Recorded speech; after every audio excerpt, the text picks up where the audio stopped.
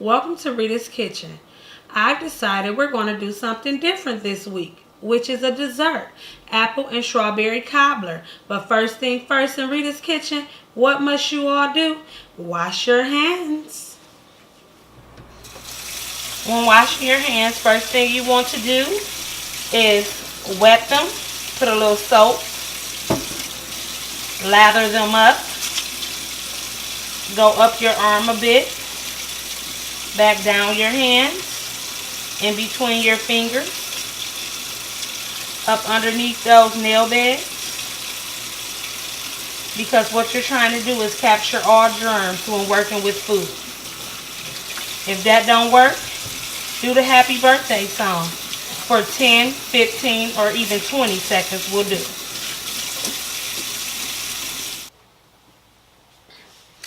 Okay, now that my hands are clean, let's get started on our dessert. So first thing you're going to need for this cobbler is your apples and your strawberries. Now for my actual fruit, I went with a frozen strawberry that you can get in the stores, any grocery store that's bagged up. And I went with a yellow apple.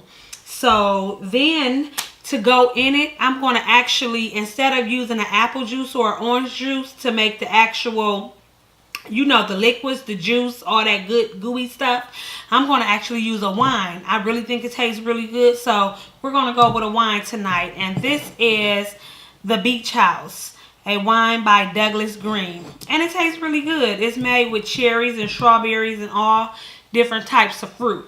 So another thing that goes in this strawberry and apple cobbler is a little lemon juice, about 2 tablespoons of that.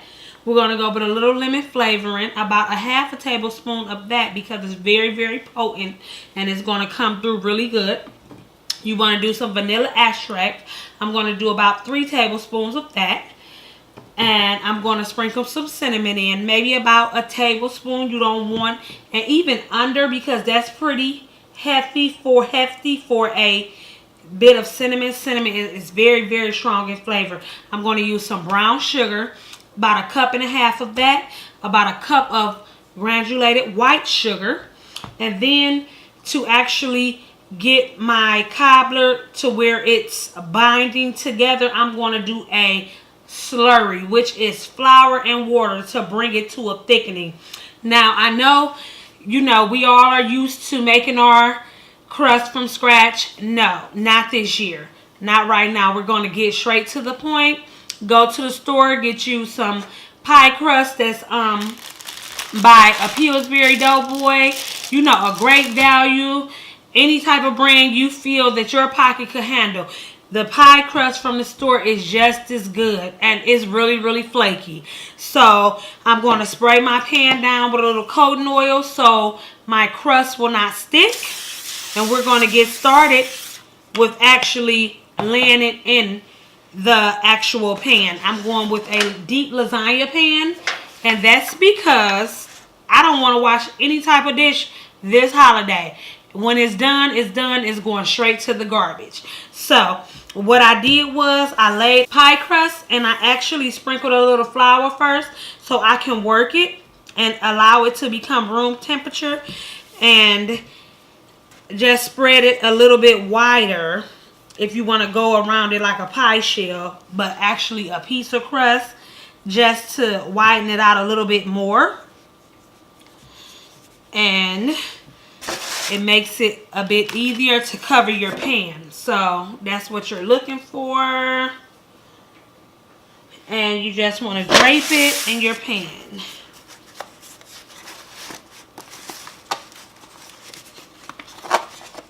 So then I like to actually go around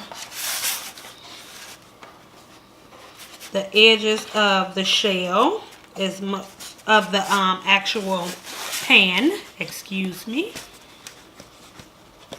That way, just creating my pocket for my actual filling. So that's going to be really, really good. And typically this is going to take 2 of the pie crust pallets to cover the actual pan. So that's one. And it ain't got to be pretty. And if you don't want to align the edges of your pan, you don't have to. I'm just showing you a way to actually get more crust, because a cobbler is supposed to be really, really gooey and doughy, and I'm just trying to show you guys a way to get that. So allow your crust to become room temperature and you will be able to work with it better. Okay, so that one is in. That's what you're looking for. We're going to do the other side the other way. But first I'm going to take some of this flour, just a pinch. Sprinkle that down. And again, allow it to sit to get room temperature. And it's going to let you work with it a little bit better. And you see how easy it is to move? That's what that flour is allowing it to do. So we're going to let that sit. But in the meantime, I'm going to take this bowl of fruit and I'm going over and put it in my pot in the cooking station and start this cooking process. So I'll meet you guys over there in a sec. Okay, so we're going to add our fruit to our pot. And what we're going to do now is allow our fruit to build up a nice boil. And I'll come back and I'll add my wines and all the ingredients to show you guys how this is going to take place. So I'm going to crank my stove top up on number 4.5, 5. And this is going to cook for about maybe 20 minutes or so. Then I'll start adding my ingredients and we'll take it from there. Be back with you guys in a sec.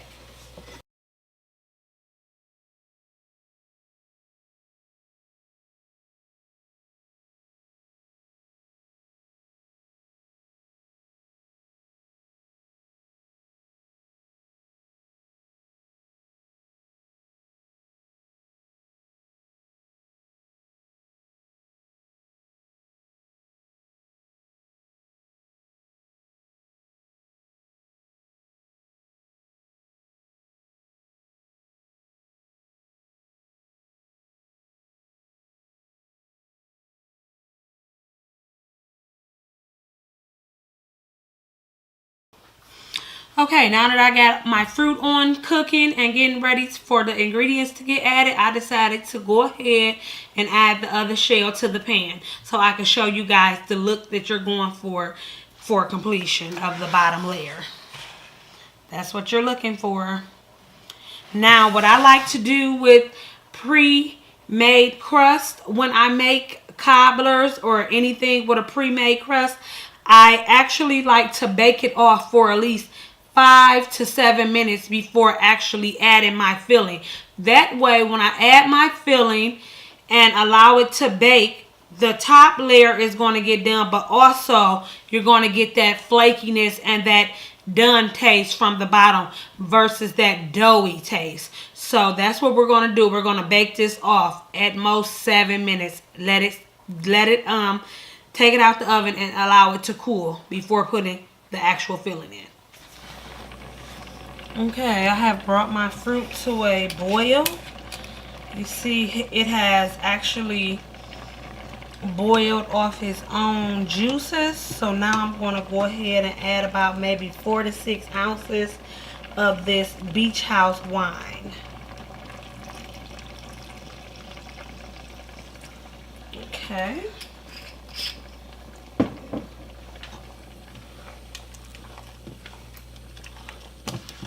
Now I'm going to add a couple tablespoons of lemon juice.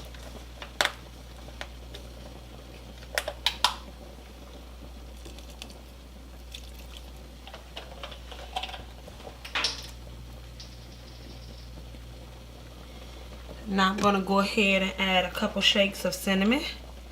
Remember, don't be too hard on that cinnamon. It's very potent.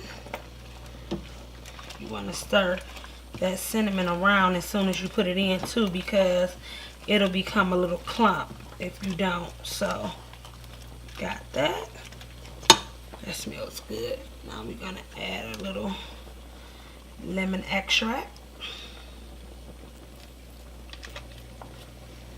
Then we're gonna add some vanilla extract.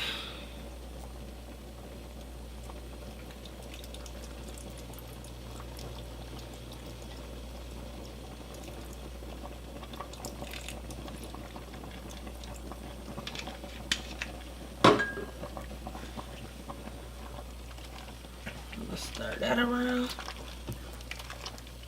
That smells really good, and you can also smell that fruity wine as well. So now we're gonna go ahead. This is about maybe 6 to 8 ounces of brown sugar. We're gonna add that. Stir that in. That looks good.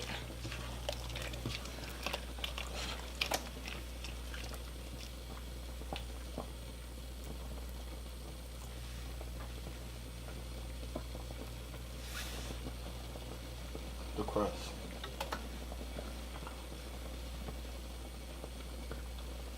Now we're going to go ahead and add our white sugar, granulated sugar.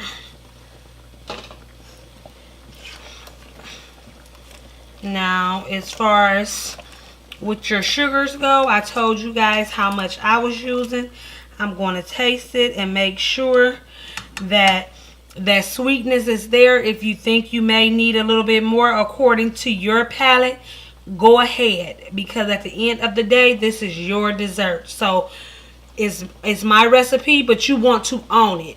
So be back with you guys in a sec, and we're going to go ahead and add that slurry, flour and water, to go ahead and give it that hearty, home field taste of a cobbler.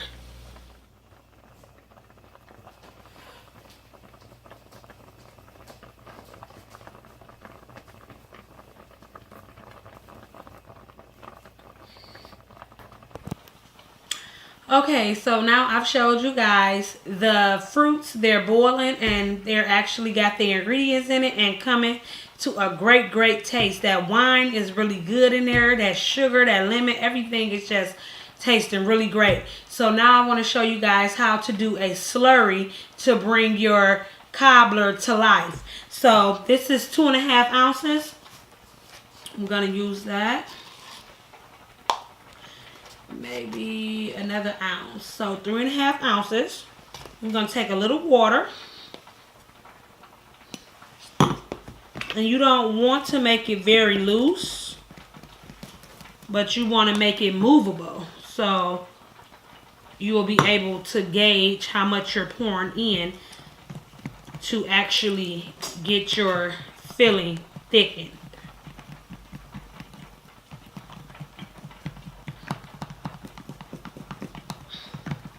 So almost like a pancake mix.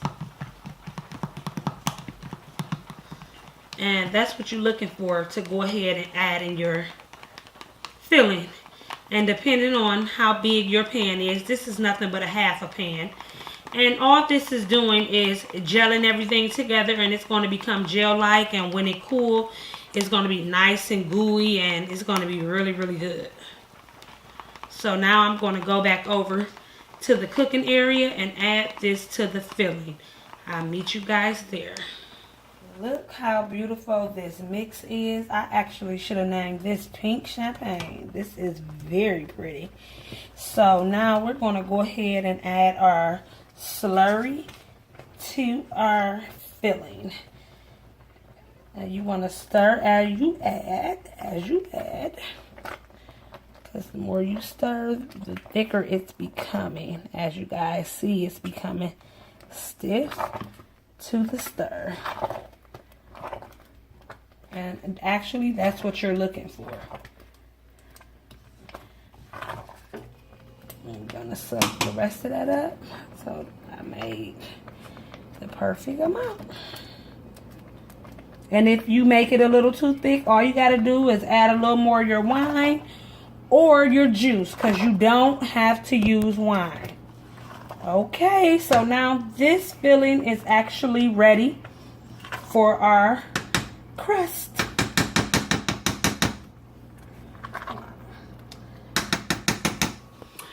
Okay, so now our filling is done. We're going to go ahead and add half of it to the crust.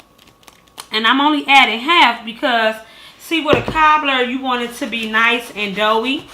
And the thing is, when you're not making your crust, you know, you're just adding it on top. So this is going to be actually like a layered cobbler. So this crust here that I have laying out and has allowed to get room temperature, I'm going to get it up and spread it out and go around like a pizza pie.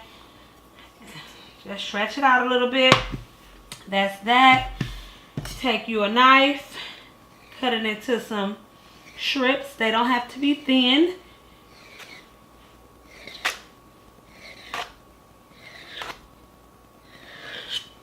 Now what you want to do is take your pie strips and go across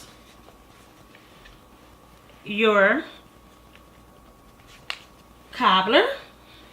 And what you're doing is you're creating a doughy cobbler like everyone like, because once you eat it with ice cream, you're going to want some more dough up in there, some more crust, you know, all that good stuff. So you want to go ahead and add some more of a pie crust in the middle.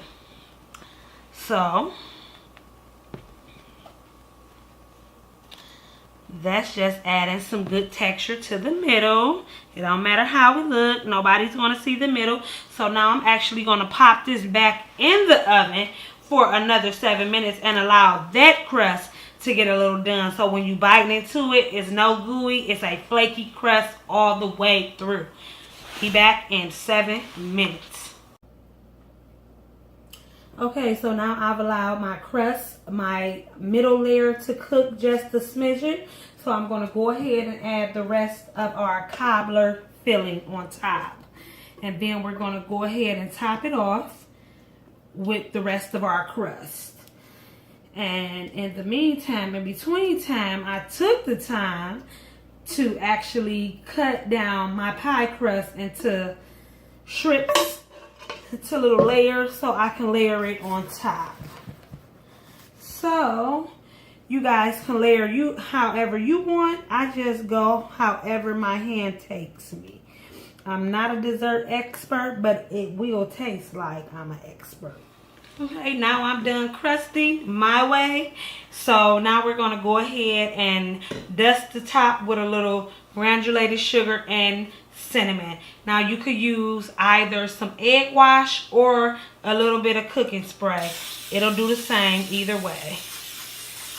And what that's going to do, allow that sugar to stick to your crust.